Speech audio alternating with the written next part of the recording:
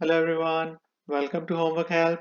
You can support the channel by becoming a member using the join button. In this video, we'll use concepts of vectors to state whether each statement is true or false.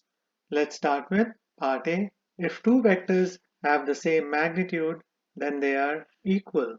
This statement is false because two vectors are equal to each other if they have the same magnitude and direction.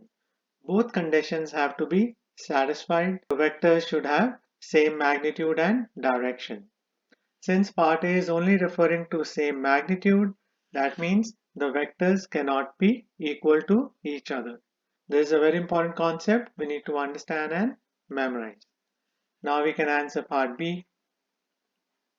If two vectors are equal, then they have the same magnitude. This statement is true. Two vectors are equal to each other if they have the same magnitude and direction.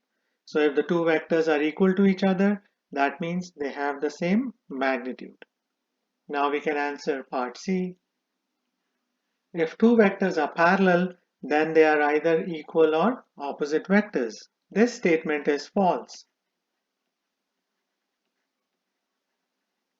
If two vectors are parallel, they may or may not be equal to each other. For example,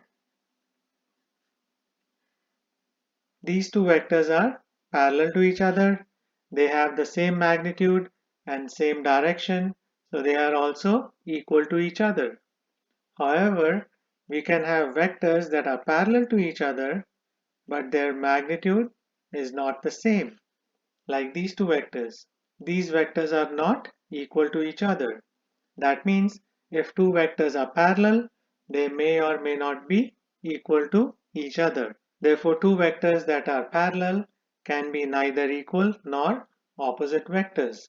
There is a very important concept we need to understand and memorize. Now we can answer part D.